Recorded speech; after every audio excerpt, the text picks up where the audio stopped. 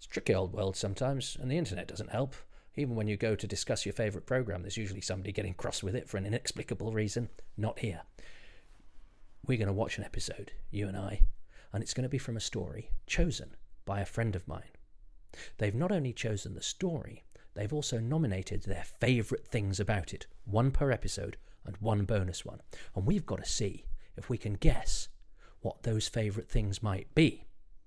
Because we're here to accentuate the positive and to remind ourselves that Doctor Who takes us to our happy times and places.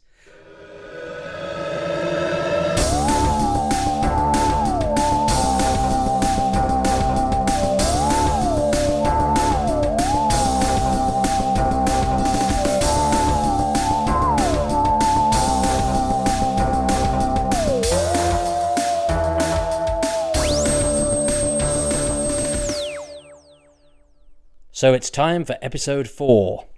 But who's chosen this particular story, and why has it been chosen? Hello, my name's Chris Boyle, and I'm a full-time A-level law teacher and an incredibly part-time comedian and podcaster. The story that I've chosen is The Day of the Daleks, and the reason I've chosen that is because I do have problems with the Third Doctor. He should be my favourite. He's played by Jon Pertwee. He wears velvet jackets, he does incredibly complicated fight sequences whilst holding a glass of whiskey, and yet more often than not I find him a bit pompous and a bit superior, and it gets on my nerves. So I'm going to see if I can find the positives in a Third Doctor story. Well, good evening, and let's go back to the Day of the Daleks, episode 4. Press play in 3, 2, 1, now.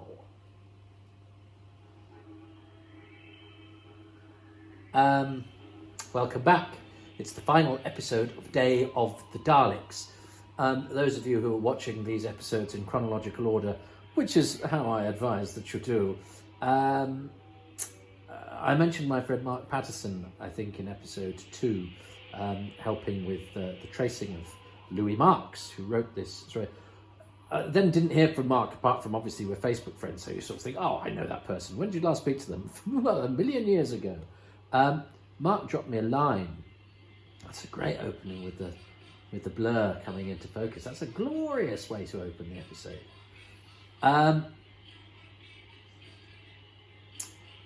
Now I don't. Do they have the zoo? No, they don't, because if they'd had the whole of the bit of the last episode, we'd have seen the beginning of the title sequence. So actually the cliffhanger sting coming in, which is unusual, is actually only in 2 reprises. Well, yeah, so it's only a 2-episode thing. And as I said, I do like an unusual way of doing the titles. That's why I love season 7 and the ones on the ambassadors of death. I always like it if they mess about a bit with how the titles and cliffhangers and things like that are done. I don't mind sort of messing with the format in that way. That's why the 60s is sometimes interesting, and season 7. Anyway, Mark, my friend, I heard from relatively recently, because he'd got, and it was a video message from his sons. I mean, Mark and I were mates at university. So the fact that he's got sons who are capable of walking and talking and doing things. And they sent me some questions about Doctor Who, because they are Doctor Who fans. And I said my friend was called Mark Paterson.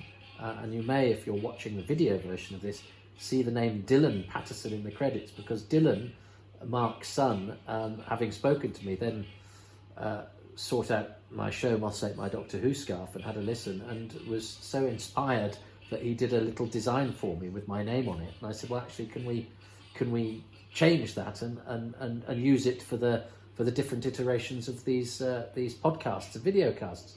So the graphic design, the titles, the title card is done thanks to a young man who was inspired by Doctor Who, whose dad put him in touch with me because he had some questions. And so he then, used what he does well, which is his artistic skill, to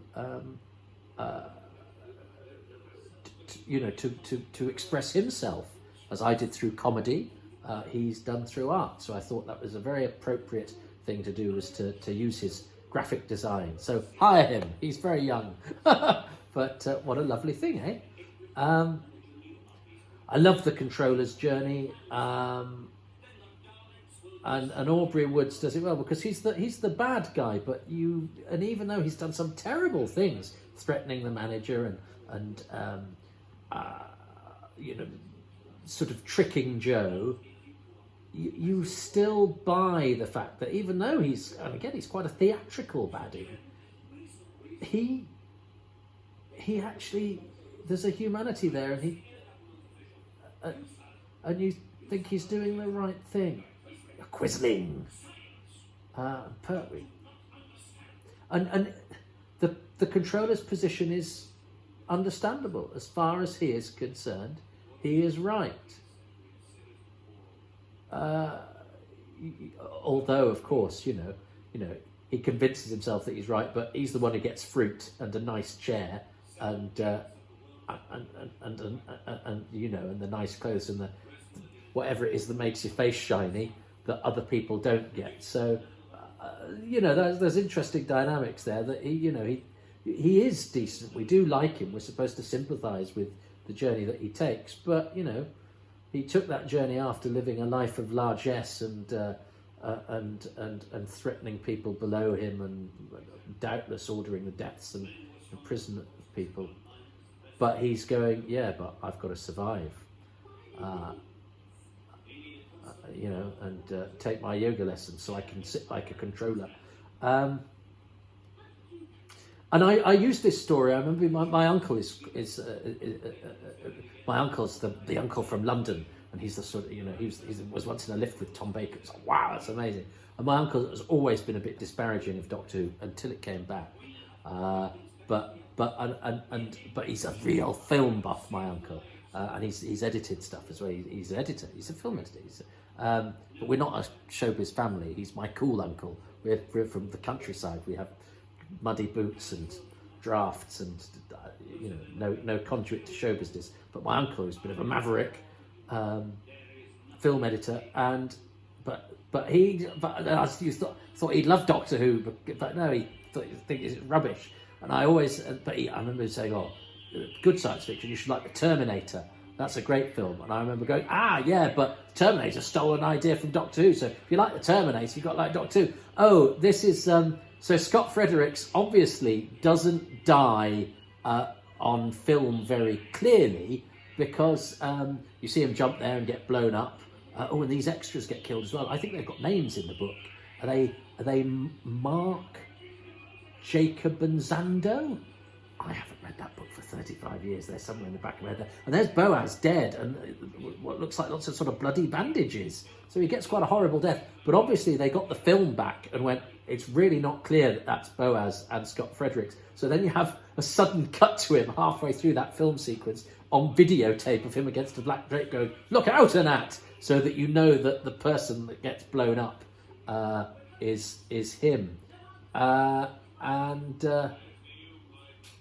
there's a bit like that in a Blake 7 episode. Is it the second episode of Blake 7 with Brian Blessing? I think Pamela Salem also gets killed in a sudden, awkward videotape cutaway in an otherwise filmic sequence because it had not been done clear enough. And I think I think Tony Cornter gets a very unclear death in Colony in Space, because his death is on film, and if they didn't get the requisite close up or whatever.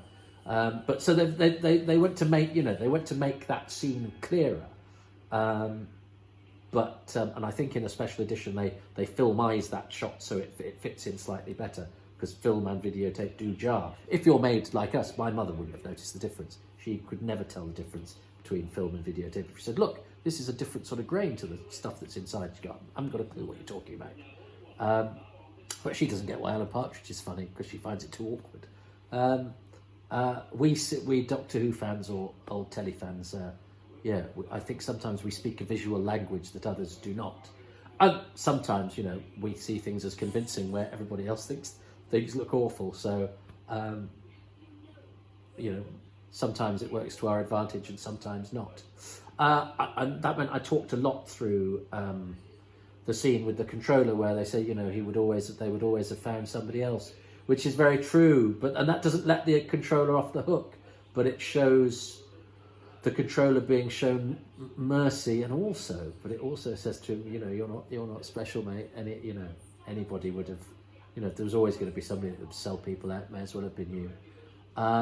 So it doesn't let him off the hook, but it does make him ultimately do the right thing. And I think that's really interesting, and that's a nice journey. I'm sure it's Mark, Jacob, and Zando, because in the book, characters get more to do. In fact, Monia, he gets the opening of the book. But yeah, and it's quite good that to give extras as they are in here. They just they were in that sequence, who just get killed. But if you suddenly introduce characters and they've got names, you go, I'll get to no, Mark, Jacob, and Zando have just become. Do they all get killed? I think they do. But yeah, they're when you've got a book, if you can give even just a name to a character that is otherwise just sort of visual fodder. He's got a chain round his neck. He's got a medallion round his neck as well.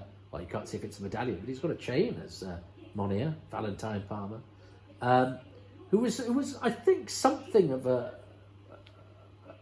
a big deal as an actor in the 70s. But he told me he got bored quite easily, so he did a bit of acting and he did quite well. And then he's very beautiful, isn't he? And then went and did something else. He's got a good face. But I had a nice time with him.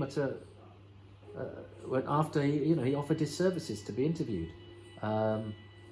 He directed a film as well. Now Shura's had an episode off, hasn't he?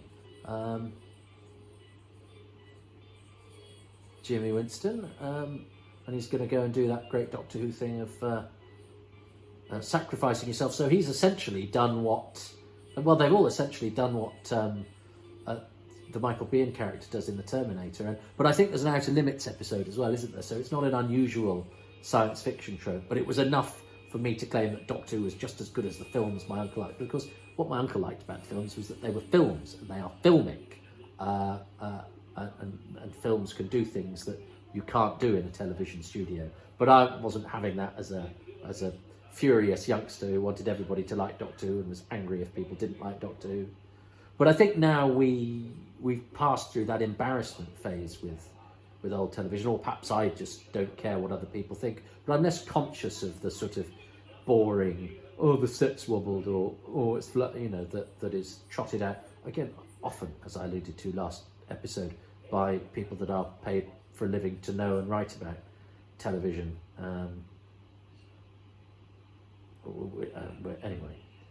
Anyway, we are here to. Well, I am accentuating the positive.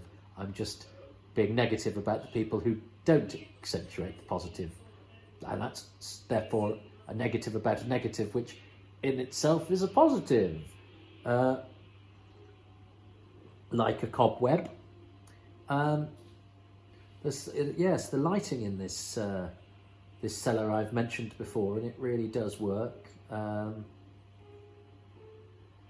yes, suicide, self-sacrifice is quite a thing that runs through Doctor Who. It's an act of bravery, isn't it, to give your life to save others. And have they done the? This is where they do the reveal, isn't it? And what a great twist is that?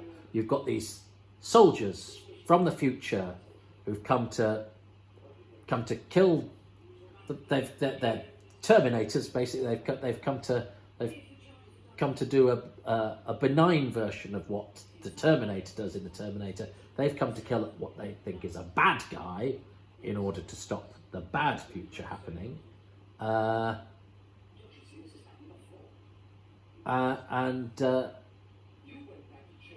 Whereas the Terminator travels back to kill Sarah Connor to ensure that the baddies prosper. So the goodies, they're the goodies, sure, but they've just realised that they are the architects of their own destruction. And at least he has the courtesy to call it what does he call it? A temporal paradox. Temporal paradox. which just says, so we can do that. Oh, and this has, of course, got the famous story about the Blinovitch limitation effect, hasn't it?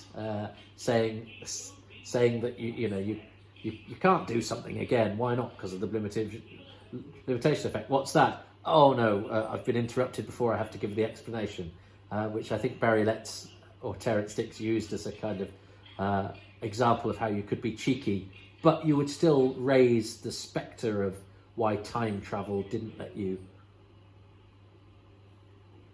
do things, more over and over and over again, which actually in the timey-wimey era of the show you could. I think that causes problems for storytelling. I think you can't get too clever with what Doctor Who does with time travel, because then you can use it to conveniently get you out of trouble. Whereas this, the whole point of the story is that is the paradox, which is a nice big shocker, but they can't solve it by keep going to try and go back and change it and change it and change it until they get what they want, which I think is dramatically a bit feeble. So I think you're allowed it in this, because that paradox is allowed to be the sort of plot twist, but they then don't get sort of consumed by the whole time travel thing and make it make time travel the method with which they solve the time travel paradox, apart from just stopping the act.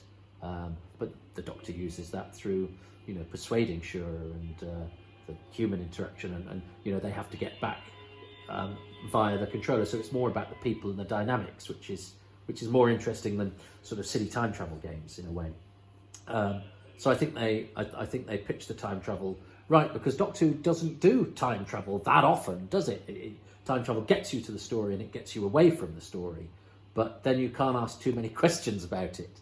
And I think you endanger your credibility, because the layman, the person on the street, has always said, when you say about Doctor Who, well, why don't they just travel back in time and stop that happening when something goes wrong? You go, well, you can't. And in Doctor Who, at this point, you generally can't.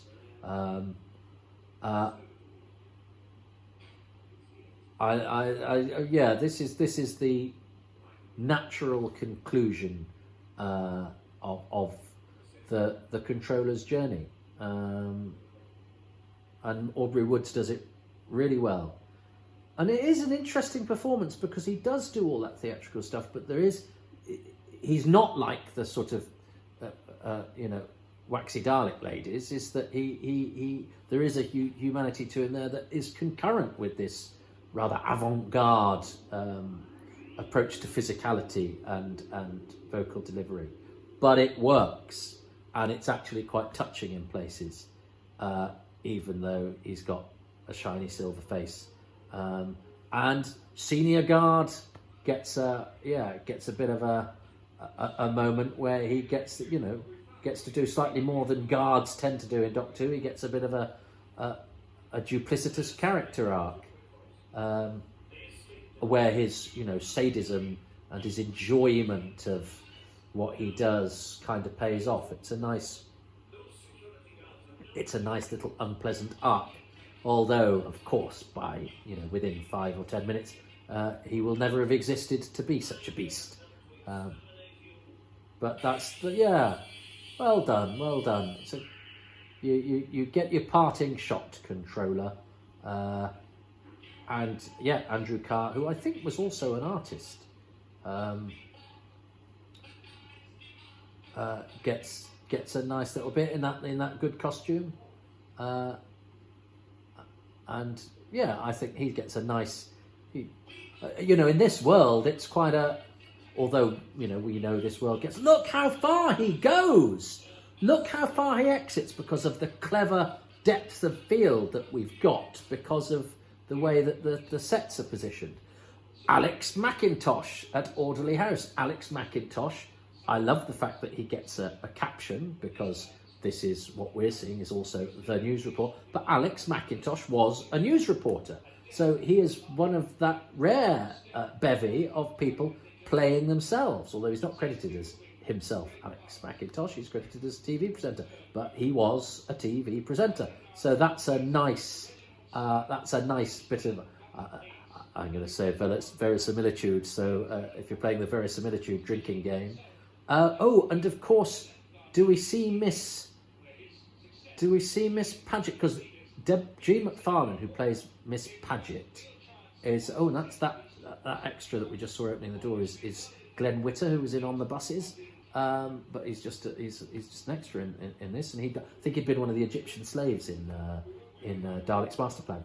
But this person holding the briefcase, who's an extra called Desmond Verini, should be Jean McFarlane, Miss Paget, who we saw in episode 1, who I don't know an awful lot about, but I did find something about her. I think she was a model. She was quite tall back in the day, but I think she's no longer with us. But she fell ill during this, so couldn't make the recording for this episode. So although she's credited, and I think she does appear on film, she doesn't take place in the studio. So Miss Paget vanishes, even though she's credited.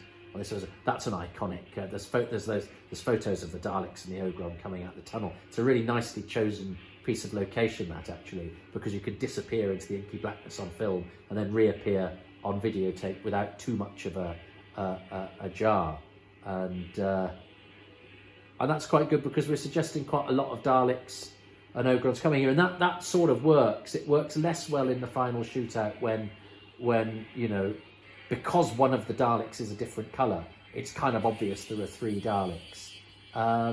Everybody does hold their hands quite high aloft when they get killed by the Daleks in this story, and in sort of weird slow motion. Doesn't the Brigadier yell at Styles here, which I rather like. I like it when the Brigadier sort of puts his foot down but remains terribly polite. And doesn't he go, "Get out of this house, sir, you twat." He does that in a bit, I think.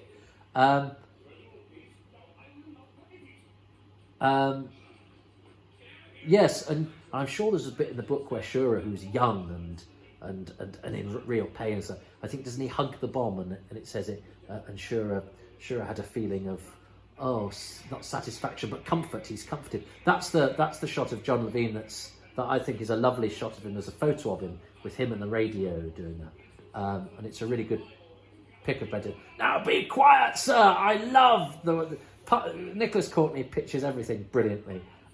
He's such a charming actor, and so Desmond Verini must have phoned home and gone, "I've got a line. Jean McFarlane's ill. They've given me a line." He must have been delighted. And this is always talked of, this climax, as being slightly disappointing because it's obvious that there are 3 Daleks. But at the moment, as I'm watching it, lots of soldiers, explosions. This is what I want from the unit era. And I remember this is done very well in a special edition that was a passion project for Steve Broster, and he really went to town on it. And I think it's a really good example of what you can do with the DVD range. Although I am watching the episodes as broadcast, and actually this is great. There's loads of Ogres. There's Jean McFarlane. She is tall, isn't she?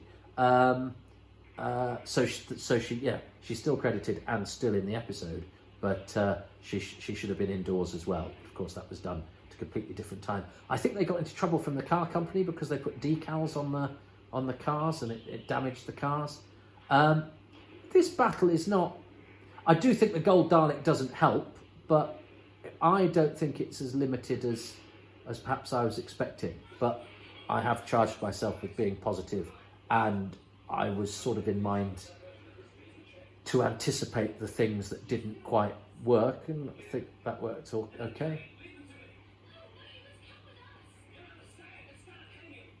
Yeah, so he's doing I mean, it is an act of self-sacrifice, but actually he's wiped out the future that he comes from anyway. But I still think it's brave. Yeah, and I'm sure he hugs the bomb in the book. Remember that being quite, it was quite strange. Well, no, it worked for me, that. It was interesting that I understood that you could be doing a terrible thing and throwing your life away, but it suddenly everything sort of made sense to him. I don't think I've imagined this, but as I say, it's at least 35 years since I read that book, I should think. The Target books were a great part of your development of of being a Doctor Who fan if you're from my generation. Yeah, you tell him. And hats off to Jimmy Winston and R.I.P. sir. And of course, this episode ends quite abruptly because you're supposed to actually then go back to Unit HQ and have the scene that we had in episode 1, but instead you have this sort of, I mean, it's not downbeat.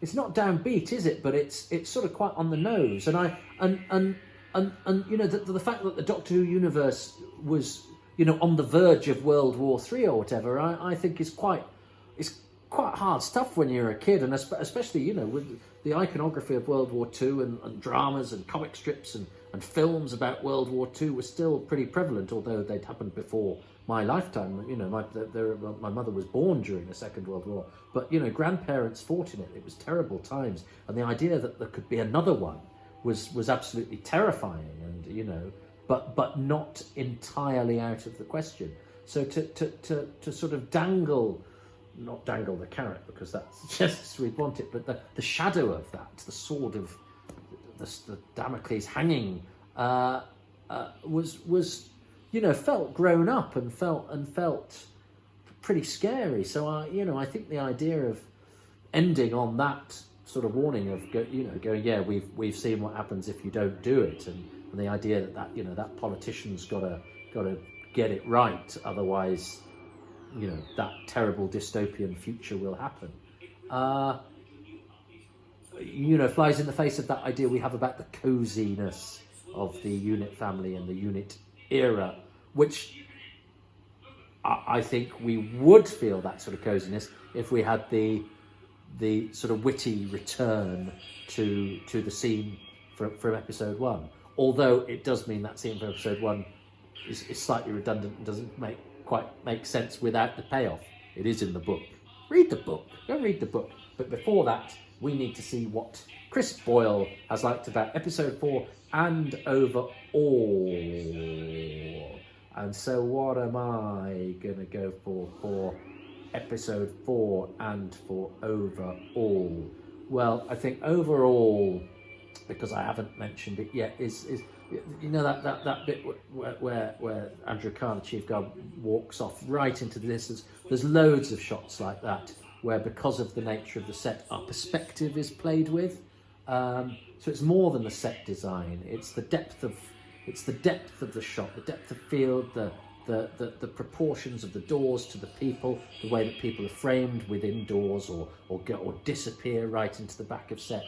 I think that we could even call it art direction. Could we? No, I don't know. Whatever that is, I'm definitely going for. Is that an overall thing, or is that? Yeah, I think that's an overall thing, and also, well, maybe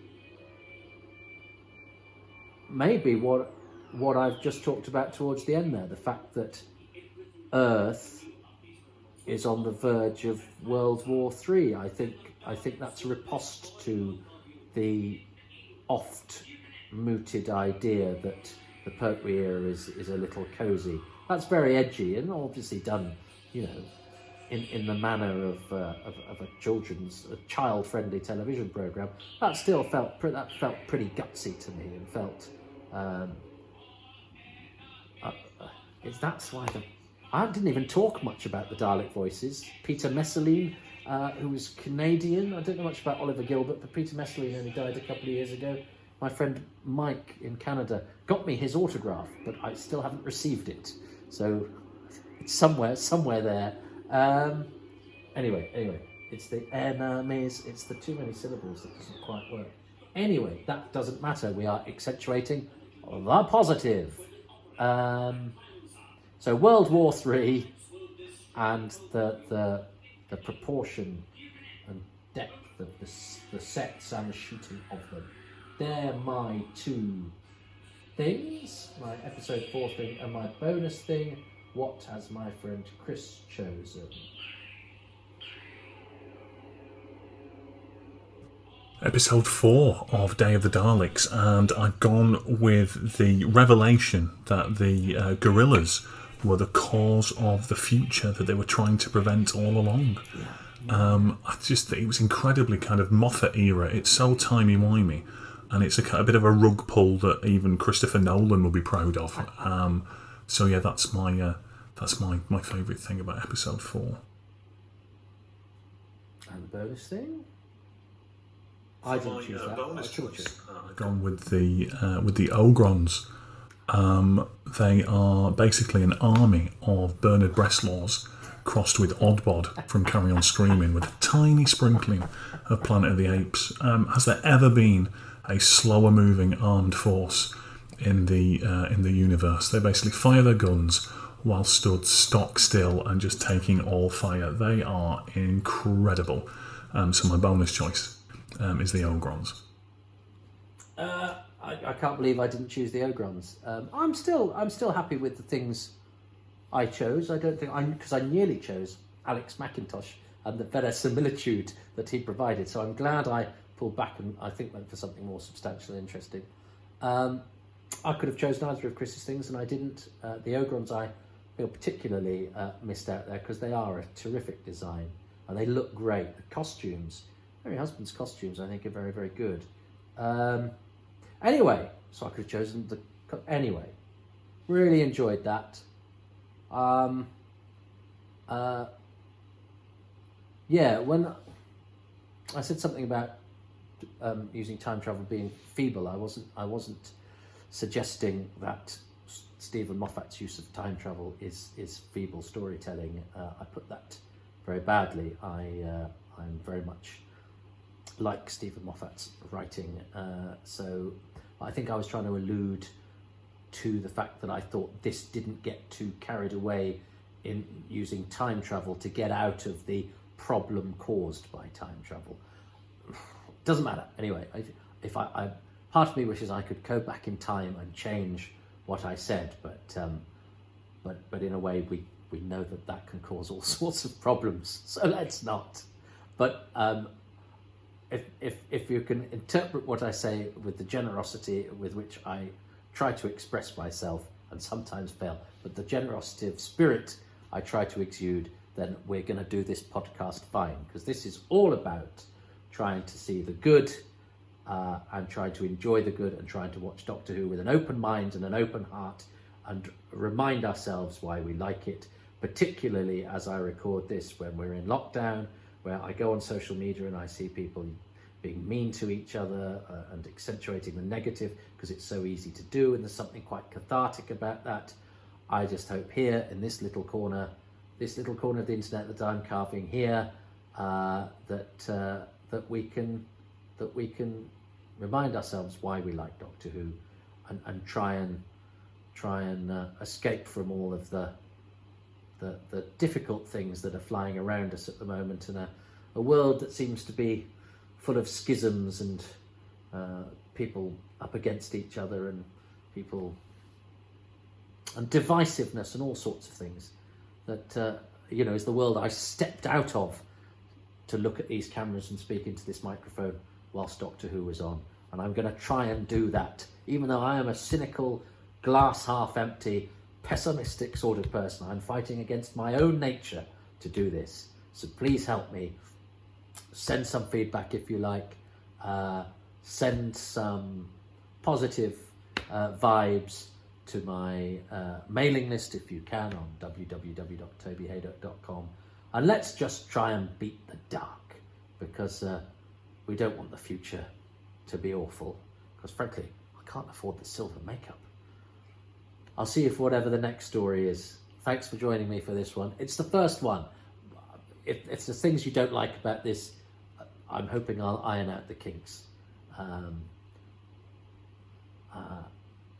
Having just celebrated one of the small faces. And I'll hopefully see you at the next one. Thanks to Chris Boyle, who's a great guy. Do seek out his stuff. I'm gonna have a little bit at the end where he plugs his wares. So please avail yourself of them. I hope that's the other thing this does. is it maybe introduces you to some creative people. I'm very lucky that I've had an outlet thanks to Doctor Who, but Doctor Who's inspired a lot of creative people, far more creative than I am, and I hope to maybe bring some of them into your orbit, and that as a result of this, if nothing else, you discover them and get their podcasts or art or comedy or whatever it is that they do. Anyway, I seem to have gone on approximately forever, so let's wind up there. Thanks very much. Keep supporting these things if you can, and to you and yours, the very happiest of times and places.